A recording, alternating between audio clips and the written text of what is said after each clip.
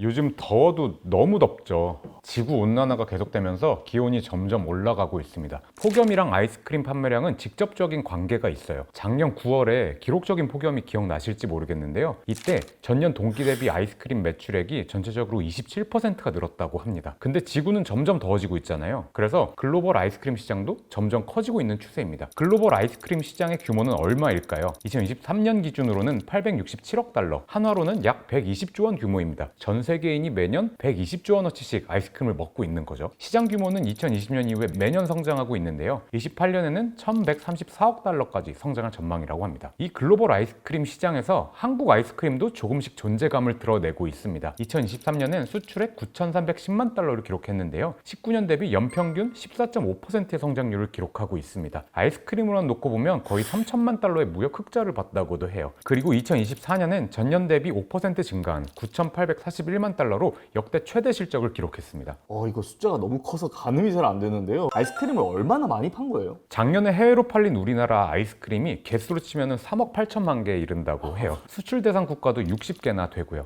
특히 수출 품목 중에서는 메로나가 굉장히 반응이 좋은데 특히 미국에서 그렇게 반응이 좋다고 합니다. 24년도에 한 미국 인터넷 매체에서는 메로나를 미국 코스트코에서 구매해야 하는 여름철 간식으로 선정하기도 했다고 해요. 메로나 단일 제품이 현재 미국 내 한국 아이스크림 수출액의 약 70%를 차지하고 있다고 하고요. 연간 1,300만 개 이상의 판매고를 기록하고 있습니다. K 아이스크림 위력이 어마어마한데요. K라면 퉁가 느낌이? 그렇죠. 네. 오늘 살펴볼 기업은 이 메로나를 만든 빙그레입니다. 24년도 빙그레의 빙과 시장 점유율은 46.29%, 우리나라 시장 점유율 1위를 기록했습니다. 올때 메로나 이런 마스터피스급 아이스크림이잖아요. 걸작이죠. 네. 빙과 시장은 빙그레와 롯데가 양분하고 있다고 해도 과언이 아닌데요. 최근에는 빙그레가 소폭 앞서가고 있는 추세입니다.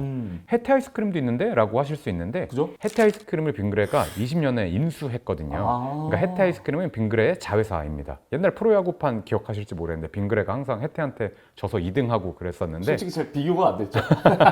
근데 아이스크림계에서는 빙그레가 혜태 아이스크림을 지배하고 있습니다. 그러네요. 그래서 빙그레의 연결 실적에는 혜태 아이스크림의 판매분도 포함이 돼요. 혜태 라인업도 사실 빵빵해요. 브라보콘, 누가바 그런 누구나 들으면 알 수 있는 아이스크림이 혜태 아이스크림입니다. 그럼 롯데 웰푸드에는 뭐가 있나요? 여기도 유명한 게 있죠. 국내 아이스크림 시장의 1, 2위를 항상 다투는 월드코온이 있고요. 오. 또 빵빠레, 빠삐코 있고 제가 좋아하는 더블비앙코도 있습니다. 이거 마스터피스들이 네, 많네요, 여기도. 맞습니다. 근데 빙그레든 혜태든 롯데든 이 각각의 아이스크림은 거의 중소기업급의 매출을 냅니다. 23년 기준으로 붕어 싸만코가 646억 원, 메로나가 612억 원, 투게더가 528억, 빵빠레가 448억 원의 매출고를 올렸어요. 더 무서운 건 뭔지 아시나요? 매출 상위권을 차지하고 있는 이 제품들 대부분이 1986년에서 1990년에 출시된 아이스크림들입니다. 진짜 오래됐네요? 제가 86년생인데 저와 제 친구들은 이거를 40년째 먹고 있는 거고요. 우리 애들도 호불호 없이 지금 먹고 있거든요. 그럼 이건 앞으로도 계속 먹게 되지 않을까라는 이제 합리적인 추론을 할 수밖에 없는 거죠. 그렇죠.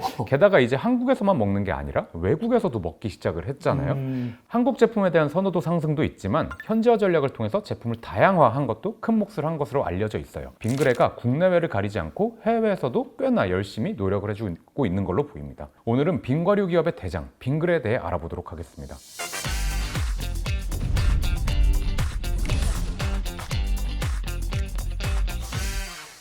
근데 북매, 투빵 이거 매출 다 합쳐도 바나나 우유한테는 안 되는 거 아세요? 근데 북매 투빵이요? 붕어 싸만코, 붕어 싸만코, 메로나. 투게더, 빵빠레. 네, 제일 잘 나가는 4개거든요. 근데 이런 말 처음 듣는데 약간 신조 만드는 것도 지금 야망 있으신 거 아니에요? 현재 입에 잘 붙지 않나요? 아무튼 빙과류 대장 회사의 1등부터 4등까지 그 제품 매출 다 합쳐도 바나나 맛 우유한테는 안 돼요. 그거보다는 적어요. 바나나 맛 우유는 거의 여포라고 볼 수 있습니다. 빙그레가 국내 아이스크림의 왕이긴 하지만 아이스크림만 파는 회사는 또 아니잖아요. 그쵸. 유제품 매출 비중이 꽤나 높습니다. 전체 매출액의 42% 정도를 차지하고 있거든요. 물론 바나나 맛 우유가 여기에서 대부분을 차지하고 있긴 하지만요. 당연히 단일 품목 기준으로도 빙그레에서 가장 많이 팔리는 제품은 아이스크림이 아니라 바나나 우유입니다. 정확히는 바나나 맛 우유인 거죠. 빙그레 전체 제품 기준으로 단일 품목 매출 1위입니다. 국내외에서 연간 3천억 원의 매출을 올린다고 하고요. 바나나 우유 시장에서 시장 점유율이 80%라고 합니다. 우리가 아는 바나나 맛 우유라면 그게 맞을 것 같아요. 인정. 예, 연 3천억 정도는 우리가 먹을 수도 있을 것 같고요. 다른 바나나 우유 말고 사실 빙그레 바나나 우유만의 맛이 있거든요. 어릴 때 목욕탕에서 먹던 그쵸. 추억도 좀 보정되는 것 같고, 근데 이것도 50년이 넘은 제품입니다. 그렇다는 건 앞으로도 이걸 대체할 제품이 없을 거라는 그런 강력 강력하게 추정하는 바네요, 진짜. 합리적 추론이 가능하죠. 네. 그게 맞을 겁니다. 오늘은 이 기업의 대표 제품들을 좀 길게 설명했는데요. 이유가 있습니다. 빙그레의 손익계산서를 이해하는 데에는 이 제품들의 특성을 이해하는 게 필요하고 빙그레라는 기업의 파워도 사실 여기서 나오고 있거든요. 클래식 is the best. 이 문구가 빙그레의 매출을 요약하는 한마디입니다. 예전에도 최고였고 앞으로도 최고일 것 같은 제품 라인업들이 쫙 깔려있죠. 그리고 앞서 살펴본 것처럼 이 맛을 세계인들이 알기 시작을 했고 글로벌 시장에서의 기회도 점차 확대되고 있습니다. 근데 이 회사가 돈 벌어온 얘기가 꽤나 흥미롭습니다. 손익계산서를 한번 살펴볼까요? 빙그레는 24년도 연결 매출 기준으로 1.4조억 원, 영업이익은 1,300억 원, 영업이익률은 9%를 기록을 했습니다. 식품업계의 영업이익률은 평균 4%에서 5% 정도로 알려져 있고요. 10%의 영업이익률은 꿈의 허들로 불립니다. 해외 매출 비중이 높은 오리온과 삼양식품이 10%가 넘는 영업이익률을 달성하고 있는 것 정도로 알려져 있어요. 빙그레 영업이익률은 뭐 포스트 오리온이나 포스트 삼양식품, 요새 가장 잘 나간다는 삼양식품 정도는 되는 거네요. 충분히 노려볼 만한 거죠. 근데 이 영업이익률이 경쟁사인 롯데웰푸드와 비교해봐도 확연히 차이가 납니다. 롯데웰푸드는 사실 아이스크림 외에도 빙그레보다 훨씬 많은 식품을 팔아요. 그래서 매출 규모도 빙그레보다 훨씬 큽니다. 취급 품목이 뭐 껌, 캔디, 과자, 초콜릿, 뭐 유지식품, 육가공품 등등등이 있어요. 훨씬 다양해요. 그래서 빙그레보다 훨씬 많은 제품군을 취급하고 있고 연결 매출 기준으로 매출 규모가 거의 4조 원대예요. 근데 영업이익이 1,500억 원 정도가 나거든요. 근데 우리 살펴본 빙그레 영업이익은 1,300억 원 정도. 매출 규모에 비해서 사실 영업이익은 절대값에서 얼마 차이가 안 납니다. 이게 영업이익률 측면에서 빙그레 꽤나 괜찮은데요? 빙그레가 이 정도였구나. 그쵸. 근데 사실 빙그레 영업이익이 원래부터 이랬던 건 아닙니다. 4, 5년 전만 해도 300억에서 400억 정도 영업이익을 남기는 회사였거든요. 영업이익률이 뭐 2%에서 4% 정도였으니까 평범한 수준이었던 거죠. 지금이랑 차이가 나네요. 그쵸. 매출 성장은 사실 준수했습니다. 10년 전이었던 2015년 매출액이 약 8천억 원이었는데 이후로 성장세가 꺾인 적이 없거든요. 그럼에도 불구하고 빙그레가 계속 가져 있던 고질적인 고민은 바로 다소 아쉬운 영업이익률이었어요. 근데 2023년에는 영업이익이 1,000억 원을 돌파하고요. 2024년에는 1,300억 원대 영업이익을 달성을 했죠. 과거 같았으면 4년에서 5년 동안 벌어들일 영업이익을 한 해에 벌 수 있게 된 거거든요. 대체 무슨 일이 있었던 걸까요? 매출 측면과 원가 측면을 좀 나눠서 봐야 될 텐데 먼저 원가 측면을 좀 집중해서 살펴볼게요. 우선 2020년 10월에 빙그레는 큰 변화가 있었습니다. 바로 경쟁사였던 혜태 아이스크림의 지분 100%를 1,300억 원을 주고 모두 인수해 온 거거든요. 이 거래로 빙그레는 빙과업계 점유율 1위로 올라서는 그 발판을 마련했습니다. 근데 인수 당시 혜태 아이스크림은 만성 적자 기업이었거든요. 초기에 또 빙그레와 혜태 아이스크림 간의 영업망이나 뭐 물류 체계가 통합되지가 않아서 마케팅 비용도 올라가고 인건비도 올라가는 등 비효율이 굉장히 많았다고 해요. 그래서 오히려 비용이 늘었다고 알려져 있거든요. 하지만 시간이 흐르면서 물류망이 통합됐고요. 특히 원부자재를 통합 구매하게 되면서 바잉 파워가 커지게 됐거든요. 볼륨이 커졌잖아요. 그러면서 수익성이 개선되기 시작을 합니다. 처음에는 삐그덕거리다가 나중에 합이 맞으니까 이제 시너지가 이게 배가 되는 그런 현상인 거네요. 맞습니다. 21년도랑 24년도에 비용별 성격별 분류 주석을 제가 준비해봤는데 매출원가 구성을 분석해보면 빙그레 매출원가의 대부분은 원자재, 그러니까 원자재는 상품 사오는 그 재고와 관련된 비용입니다. 전체 매출원가에서 70% 이상을 차지하고 있어요. 근데 21년도 대비 24년도 매출액이 3천억 넘게 증가를 하는데 반해 원부자재나 상품을 사오는 원가는 770억 정도밖에 증가를 안 해요. 원재료 같은 재고는 매출과 이제 수량이 연동되는 원가라고 우리가 보거든요. 연동이 될 수밖에 없겠죠. 근데 매출 증가율에 비해서 재고 관련 원가는 확연히 낮게 증가했잖아요. 재고의 취득 원가는 취득 단가 곱하기 취득 수량으로 우리가 보면 될 텐데 취득 수량은 매출 수량에 비례해서 늘었을 거잖아요. 당연한 거잖아요. 그거는. 근데 취득 원가가 매출액에 정비례하는 수준으로 증가하지 않았다는 건 결국 개당 매입 단가가 낮아졌다는 반증이 될 수밖에 없습니다. 네. 물론 매출 단가가 크게 증가했을 수도 있지만 주요 제품의 가격 변동 추이를 보면 사실 매출 단가에서 크게 뭐 드라마틱하게 변화한 건 없었거든요. 당시에 우유값, 원유값이 많이 올랐다고들은 하는데 바나나 우유는 3년 전보다 100원 오른 게 고작이고요. 투게더가 좀 그나마 많이 오른 편인데 3년 전보다 800원 정도 오르긴 했어도 10% 안쪽이죠. 네. 즉 빙그레의 매출 원가율의 개선은 매출 단가 상승 효과가 아니라 물류 통합, 또 원부자재 통합 등의 합병의 시너지 효과로 보는 게 타당합니다. 여기서 꽤나 드라마틱한 원가 절감 효과를 누린 거죠. 이런 노력 덕분에 우선 22년도 혜태 아이스크림의 별도 손익 계산서에서 그간 보기 힘들었던 영업이익이 나왔습니다. 56억짜리 작고 소중한 영업이익이긴 한데 기업의 체질 개선을 가늠할 수 있는 시금석이 됐죠. 이후 혜태 아이스크림은 영업이익을 계속 내요. 23년에는 156억, 24년에는 122억 원의 영업이익을 실현했습니다. 두세 배네요. 예, 합병의 시너지 효과가 나기 시작을 한 거죠. 근데 아이스크림의 주요 소비층은 뭐니 해도 어린이와 청소년일 겁니다. 40대는 제가 굉장히 열심히 먹고는 있지만 네. 아이스크림은 40대보다는 어린이들을 타겟팅한 제품이죠. 하지만 이제 한국은 저출산 고령화 사회고 점점 심해지고 있다 이런 우려가 우려가 있는데 앞으로 어린아이들이 점점 없어지면은 빙과류 시장도 힘들어지지 않을까요? 그렇죠. 이미 국내 시장 규모 자체는 18년 이후로 계속 줄어들고 있어요. 근데 이 문제는 비단 빙과류 제품군에 국한되는 문제는 아니고요. 아이스크림 외의 주요 품목인 유제품도 사실 주 타겟층은 어린이와 청소년으로 보는 게 타당하잖아요. 그렇죠. 여기서도 같은 문제가 발생을 합니다. 최소한 젊으면 젊을수록 좋아하는 제품을 파는 게 빙그레거든요. 바나나우유도 그렇고 뭐 요플레도 그렇고요. 그렇다면 이 내수위기를 탈출할 수 있는 방법은 아래 세 가지 정도예요. 첫 번째, 1인당 소비량을 늘린다.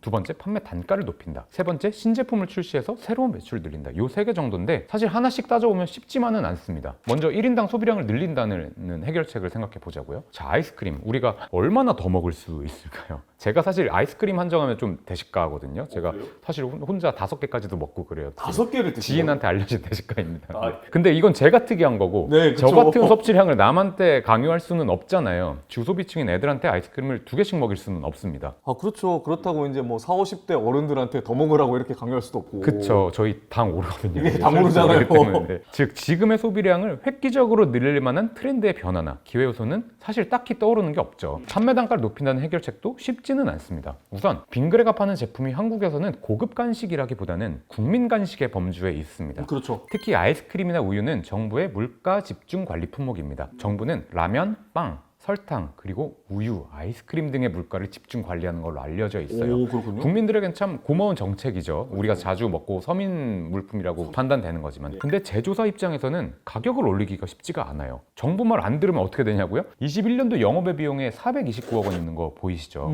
이게 다른 해에는 50억, 100억 이런데 이때만 왜 이렇게 많죠? 이거 대부분이 과징금입니다. 과징금이요? 이게 당시에 롯데랑 아이스크림 가격을 담합해서 가격을 높였다고 공정위에서 390억 정도의 과징금을 때렸어요. 21년 당시에 영업이익이 260억 원 정도였는데 한 해 장사에서 남긴 영업이익의 1.5%를 과징금으로 정부가 가져간 거예요. 다 가져갔네. 그쵸? 근데 사실 이러면 정부 말을 들을 수밖에 없잖아요. 그쵸. 한국에서 장사할 거면. 네. 그러니까 판매 단가를 그렇게 인상한다는 게 빙그레에게 쉬운 일만은 아닌 겁니다. 고급화를 해서 가격을 높여볼까 생각해 볼 수는 있는데 사람들은 고급 아이스크림을 먹고 싶으면 사실 편의점에서 하겐다즈를 사거나 아니면 뭐 베스킨을 가겠죠. 이미 90년대부터 고착화된 제품의 이미지상 이 빙그레 제품들을 고급한다는 게 그렇게 쉬운 얘기는 아닙니다. 메로나 블랙이 나온다고 우리가 쉽게 손이 갈 것 같진 않잖아요.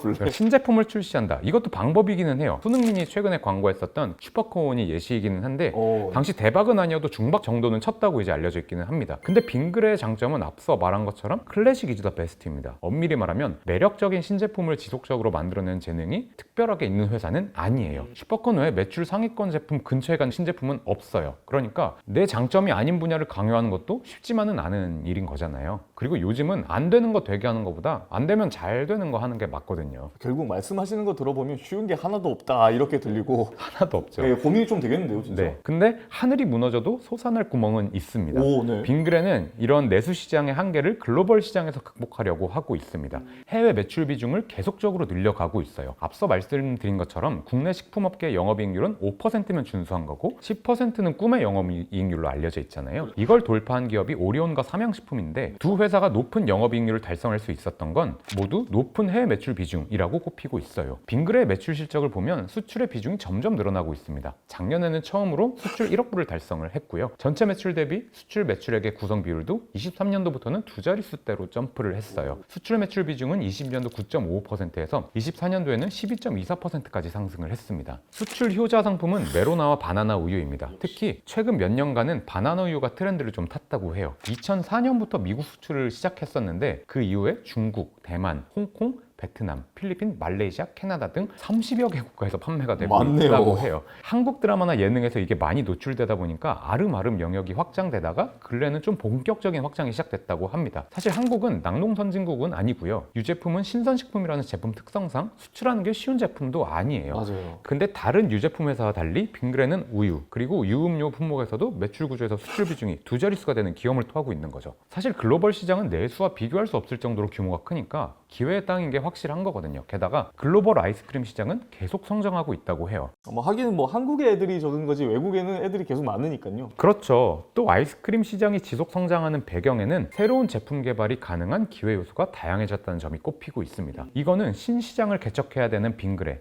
해외는 신시장이니까요. 그 빙그레에게는 당연히 유리할 수밖에 없는 요인입니다. 예를 들어볼게요. 펩시가 콜라 업계에서는 만년 2위 브랜드라고 알려져 있잖아요. 그렇죠. 근데 제로 열풍이 불면서 상황이 정반대로 바뀌었습니다. 최소한 한국에서는요. 국내에서 일반 콜라의 점유율은 통상 코카콜라가 7, 펩시가 3 정도로 알려져 있어요. 그냥 그 정도의 룰로 움직인다고 우리가 알려져 있는데 네. 근데 제로 시장에서는 반대가 됐어요. 펩제라로 대표되는 펩시 제로 콜라가 7이고요. 코카콜라 제로가 3입니다. 반대네요. 반대예요. 이 제로 시장은 점점 커지고 있으니까 코카콜라가 긴장할 수밖에 없는 거죠. 절대 깨지지 않을 것 같았던 코카콜라의 위상도 흔들어 버리는 게 시장의 트렌드 변화인 겁니다. 즉 새로운 제품 개발에 대한 시장의 기회 요소라는 건 신규 시장 참여자에겐 손해볼 게 없는 요소인 겁니다. 요즘 아이스크림 업계는 여러 가지 키워드가 있는데요. 건강에 대한 관심이 높아지면서 저당, 또 제로 슈가, 아니면 단백질 함유 같은 요소가 되게 중시되기도 하고요. 또 지속 가능성에 초점을 둔 식물성 아이스크림 같은 트렌드도 생기고 있다고 합니다. 기존에는 해외 진출이 단단한 바위를 뚫는 거였다면 이제는 최소한 균열이 발생한 상태에서 진출할 수 있는 거라고 볼 수 있죠.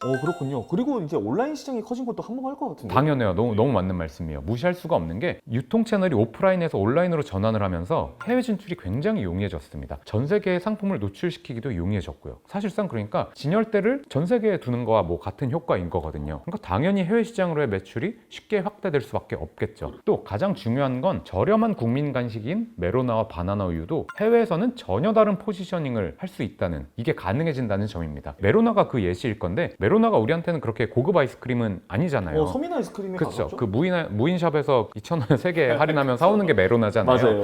근데 브라질에서는 이게 고급 아이스크림으로 통한다는 말도 있었거든요. 그래요? 뭐 아니란 얘기도 있지만 최소한 한국에서 메로나는 이미 국민 아이스크림의 포지셔닝이 고착화되어 있다면 해외에서는 이 포지션을 새롭게 잡을 수 있다는 사실은 명확합니다. 그렇죠. 기존의 브랜드 이미지가 없으니까. 그렇죠. 네. 또 비싸게 판다고 해외 정부가 뭐 빙그레를 압박할 수 있는 수단도 없는 거고요. 그렇다면 최소한 가격 결정력이 한국보다는 유연하다고도 볼 수 있는 요인인 겁니다. 그러면 매출 중 수출의 비중이 높아지고 있다 이렇게 말씀을 하셨는데 그럼 전체 매출의 한 몇 퍼센트 정도 차지하나요? 아직은 뭐 10몇 % 수준입니다. 비교적 작은 한국 시장에서 대부분의 매출이 나오고 있다는 거죠. 근데 그걸 감안하면 아직 빙그레는 해외 시장에서 더 많은 잠재력을 가지고 있다고 봐도 무방해요. 특히 우리가 먹는 메로나는 동물성 지방으로 만든 메로나인데 이거는 유럽에 진출이 안 됐다고 해요. 왜냐하면 동물성 지방 기준으로는 유럽의 식약처를 뚫는 게 그렇게 쉬운 얘기가 아니라고 합니다. 그래서 지금 유럽으로 진출시킨 메로나는 식물성 지방으로 제품을 만들어서 갔다고 해요. 근데 만약에 우리가 먹는 이 부드러운 맛에 동물성 지방에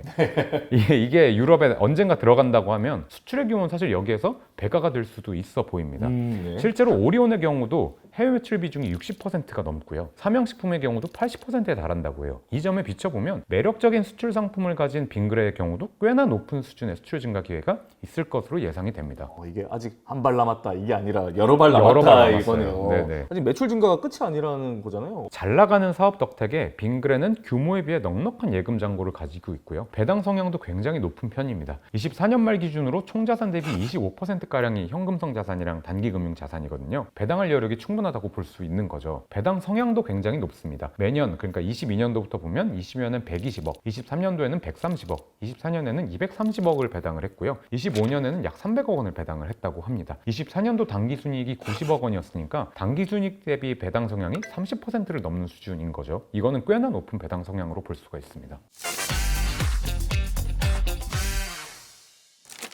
이제 정말 점점 더워집니다. 온난화가 이제 세계적 이슈이기도 하고 이럴 때 필요한 게 이제 빙과류인데 빙과류 최강자 지금 빙그레에 대해서 알아보고 있는데 빙그레 향후 미래는 그 매니아로서 어떻게 생각하시나요? 매니아로서 빙그레는 저한테 사실 애증의 회사입니다. 제가 그래요? 육퇴하고 나서 가장 많이 먹는 음식 중에 하나가 투게더거든요. 오. 그러니까 빙그레는 사실 제 체지방률 상당 부분을 차지하고 있습니다.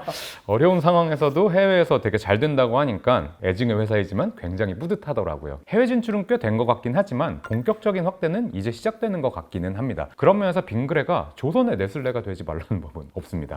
물론 네슬레는 글로벌 식품 기업입니다. 매출액도 뭐 100조 정도니까 아직 뭐 볼륨 차이가 70배 정도가 나기는 해요. 그러네요. 하지만 달리 보면 그만큼 성장할 수 있는 게 글로벌 식품 시장이라는 뜻이기도 하죠. 그런 면에서 빙그레도 글로벌화와 함께 네슬레와 같은 사업 다각화에 대한 고민을 할 시점인 것도 맞는 것 같습니다. 네슬레도 처음엔 1차 대전 당시 전쟁 보급품 만들어서 성장을 하다가 그 이후에 커피, 초콜릿, 유아식 등으로 이제 제품을 확대하고 이후에는 M&A를 통해서 사업 다각화를 해 나갔어요. 예를 들어서 탄산수로 유명한 페리에, 이게 네슬레 거고요. 또 이유식으로 유명한 거버 이유식이 있거든요. 이것도 네슬레 겁니다. 다 인수를 해서 확대를 했거든요. 그러면서 이젠 세계 최대 식품 기업 중 하나로 평가를 받고 있죠. 빙그레도 이 사례를 참고해 보면 좀 되게 좋을 것 같습니다. 빙그레가 전혀 새로운 제품을 꼭 직접 만들 필요는 없거든요. 잘하는 바나나 우유랑 아이스크림을 팔고 거기서 생기는 잉여 재원을 바탕으로 매력적인 브랜드 M&A를 노려보는 것도 좋은 전략일 것 같습니다. 특히 불경기에는 알짜배기 기업 매물들도 굉장히 많이 나오니까요. 혜태 아이스크림의 성공적인 인수 사례가 있었던 만큼 향후 또 다른 성공 사례를 만들어 나가시면서 글로벌 식품 기업으로 우뚝 서는 날을 기대해 보겠습니다.